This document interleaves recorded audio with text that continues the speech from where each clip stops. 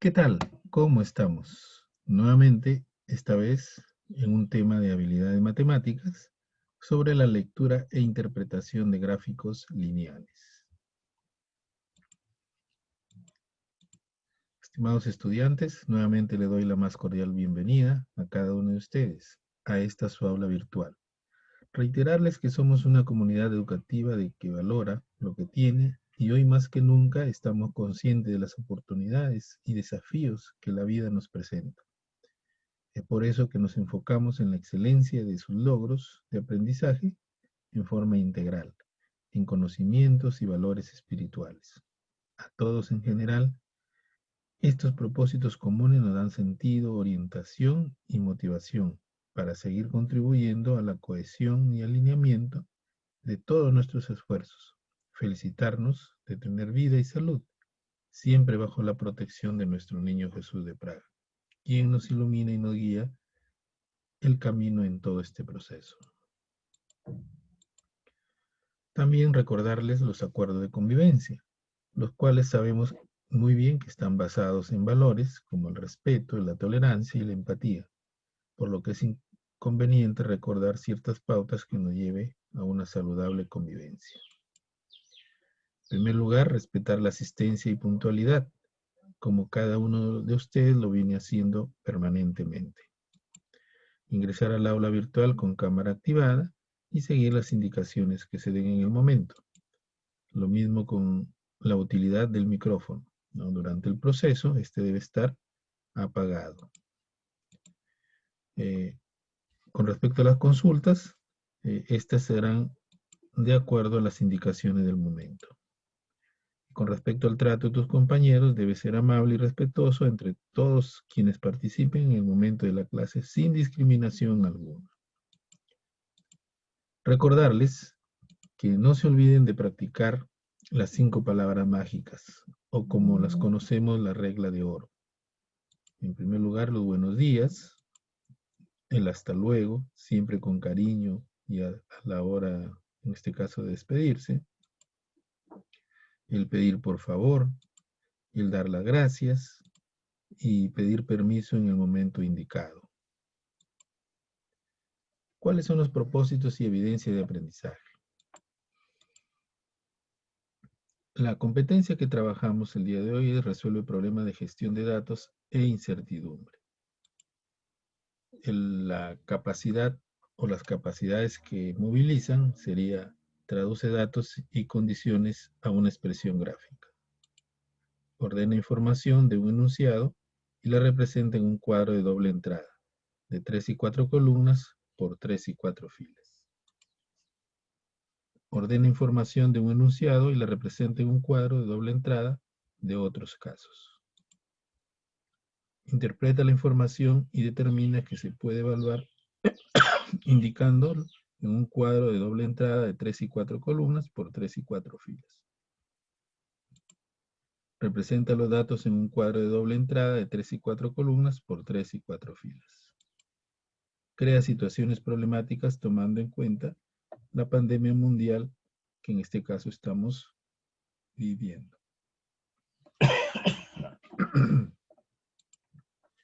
Aquí hay un ejemplo de cómo podemos observar la aplicación de un diagrama lineal, ¿no?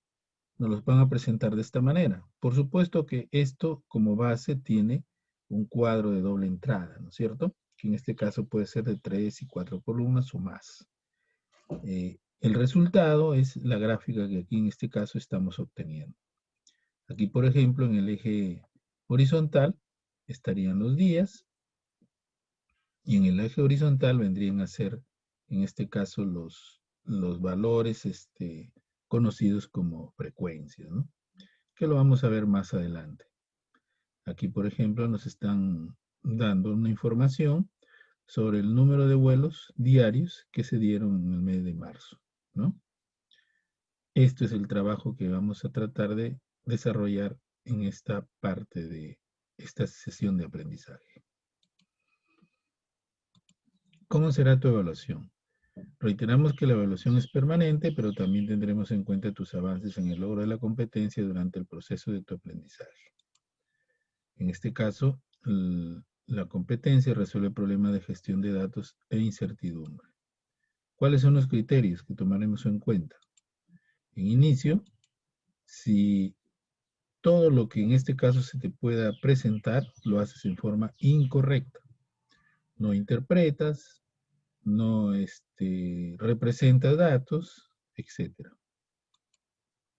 Estarás en proceso si solamente haces algunas o a medias que se puede evaluar, en este caso, de algunos datos también en cuadro de doble entrada. Lo mismo estará logrado en este criterio si todo lo anterior lo haces correctamente, ¿ok? Es decir, interpretas la información, representas los datos en cuadros, en este caso, o gráficos lineales como los que hemos previsto. Estarás en destacado si además de crear y proponer, también lo haces correctamente todo, ¿no? Esto estarás en criterio de destacado. Veamos ahora algunas definiciones, ¿no? Por ejemplo, el gráfico lineal o gráfico de líneas o diagrama lineal también se le conoce de esta forma. Se compone de una serie de datos representados por puntos, unidos por segmentos lineales. Mediante este gráfico se puede comprobar rápidamente el cambio de tendencia de los datos, ¿no? El diagrama lineal se puede utilizar con variables cuantitativas o numéricas para ver su comportamiento en el transcurso del tiempo. Por ejemplo, en momentos temporales, diarios, mensuales, anuales, trimestrales, etc. Pasos para construir el gráfico lineal. Los pasos que debemos tener en cuenta para construir el gráfico lineal son los siguientes. En el eje horizontal, conocido como el eje de las abscisas, se colocan los periodos de tiempo, es decir, los días, meses, años, trimestres, etc., ¿no? En el eje vertical o el eje de coordenadas se colocan las frecuencias absolutas o relativas, ¿no? La cantidad de situaciones que se pueden presentar en un determinado tiempo. Se señalan los puntos. A cada periodo de tiempo le corresponde un punto en el valor de su frecuencia. Los puntos consecutivos se unen mediante segmentos lineales, ¿no? Esta es la forma de cómo construir un gráfico lineal. Y aquí tenemos nuevamente un caso sobre la hospitalización, ventilación mecánica y fallecidos en el Perú hasta el 16 de abril, ¿no? Por ejemplo. Y como pueden darse cuenta ustedes, toda esta línea que estamos mirando, observando, es una gráfica lineal, donde los días, por eso habla de tiempos, nos está representando aquí qué cantidad, en este caso, de personas tuvieron en este tipo de casos, ¿no? Ya sea hospitalizado, que son de color rojo, amarillo de ventilación mecánica y fallecidos de color plomo, ¿no? A una simple mirada, nosotros también podemos aquí distinguir qué cantidad se dio en una fecha determinada, ¿no? Siempre debemos tener en cuenta que cada uno de estos datos tiene que estar respaldado de dónde viene, ¿no? Este es, por ejemplo, una fuente del Ministerio de Salud. Veamos algunos casos. Nos dicen, por ejemplo, en este tema, que pese a alza del dólar, Sol se mantiene fuerte, ¿no? Esta es una noticia que fue sacada del diario La República el día 26 del 9 del 20, ¿no? Donde nos dice que el dólar llegó el último jueves, o sea, el 24 de septiembre, a su máximo histórico en 18 años. Si bien disminuyó a 3,588 en su cierre, soles, la cotización de la divisa norteamericana se elevó durante la pandemia. Cabe mencionar que según el Banco Central de Reserva del Perú, el BCR, el tipo de cambio llegó a su máximo de 3,60 durante la jornada de ayer. En el sistema financiero, la cartera de depósitos en dólares es más de 34.674 millones de dólares, mientras que la del soles alcanza los 262 millones 80 de soles. Zúñiga añadió que los beneficiados con la presente situación son las actuales empresas exportadoras y quienes ganan en dólares, mientras que los afectados son los importadores y los que tienen créditos en dólares, ¿no? Al subir el dólar, entonces el crédito aparentemente también subiría, ¿no? Bueno, este es un extracto, como les mencionaba, del diario La República del día 26 del 9 del 2020. Y esto es lo que nos presenta, ¿no? Esta es la fuente que, en este caso, el diario publica y la fuente del BCR. Y aquí, por ejemplo, podemos mirar cómo es que se ha comportado el dólar durante este tiempo, desde enero 24 hasta 25 de agosto. Y en las últimas semanas también de septiembre, ¿no? Desde el 21 hasta el 25 de septiembre, la última semana. Como vemos, todos los meses ha ido en tendencia a la alza. Solamente en el mes de abril fue que bajó, ¿no? Y de ahí siguió subiendo. Y en esta semana, hasta el 25, sigue, como se dice, en alza, ¿no? ¿Cómo podemos aquí tener respuestas? Por ejemplo, analizando la información, según lo que tenemos a simple vista, se pide que se responda a estas preguntas. Dice, ¿en qué día y mes del presente año fue menos de 3,430 soles? En este caso la moneda, ¿no? Una moneda norteamericana. Si miramos el gráfico, observamos que fue el 24 de abril, que llegó a 3,400 soles, ¿no? Otra de las preguntas que se proponen aquí dice, de los días considerados en el gráfico, ¿en cuáles la cotización del dólar estuvo sobre 3,505? Entonces, si miramos nuestro gráfico, ¿qué vemos? Que nuestra respuesta está relacionada a los días 24 de julio y 25 de agosto, ¿no? Que fue de 3,535 y 3,588, ¿no? Como podemos observar aquí. Otra pregunta que se genera aquí es, en la última semana de septiembre, ya estamos en el otro cuadro, 2020, ¿entre qué rangos ha variado la moneda norteamericana? Entonces, ¿qué tendríamos que hacer aquí? Decir simplemente que varió desde el 21 hasta el 25 entre los rangos de 3,553 y 3,588, ¿no? Y aquí está la respuesta, ¿no? El 21 al 25 de septiembre varió entre 3,553 y 3,588. Otro caso. En este ejercicio, en esta presentación nos dicen una evolución histórica de fallecidos en siniestro de tránsito, pero en este caso en otro país, en Chile. El Observatorio de Seguridad Vial publica las cifras estadísticas, indicadores, estudio de comportamiento, análisis geoespacial y otros temas de interés relativos a los accidentes de tránsito en este país, ¿no? En el país de Chile. Para ello utiliza como fuente principal los datos provenientes de la base de datos de accidentes de tránsito que registra Carabineros de Chile.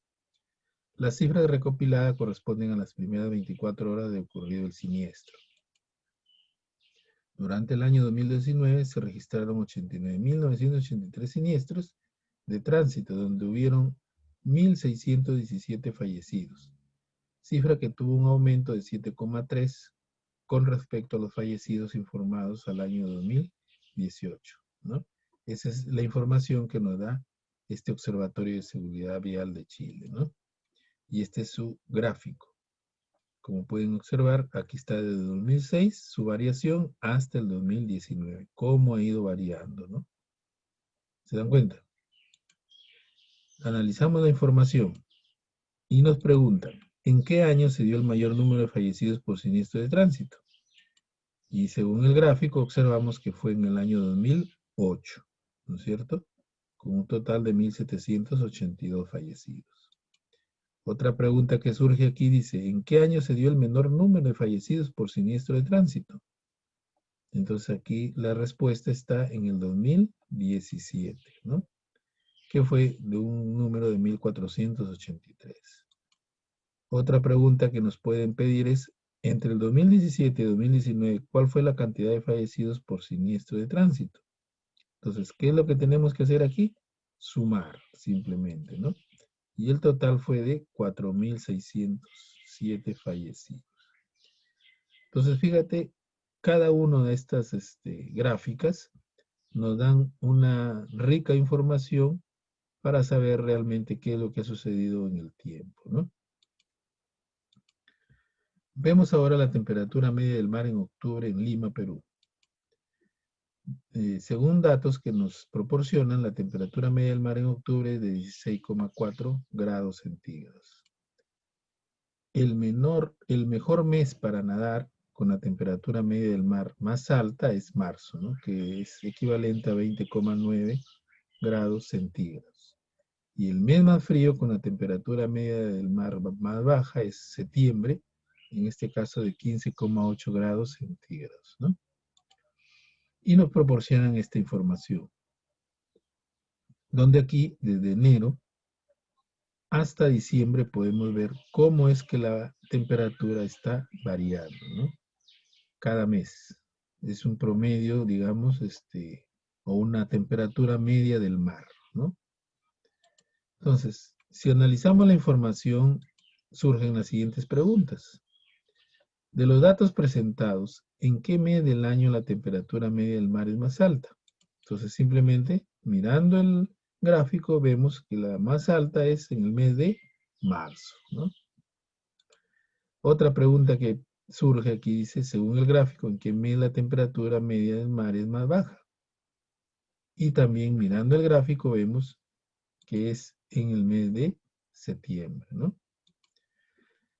Otra pregunta que surge aquí dice, ¿cuál es la temperatura media del mar entre octubre y diciembre? ¿Se dan cuenta? Entre octubre y diciembre. Entonces, ¿qué es lo que tenemos que saber aquí?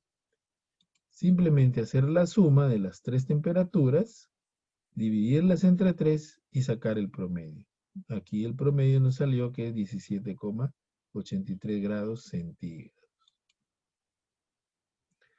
Otra pregunta aquí es, ¿en qué mes del año la temperatura media del mar es superior a 16,8 grados centígrados?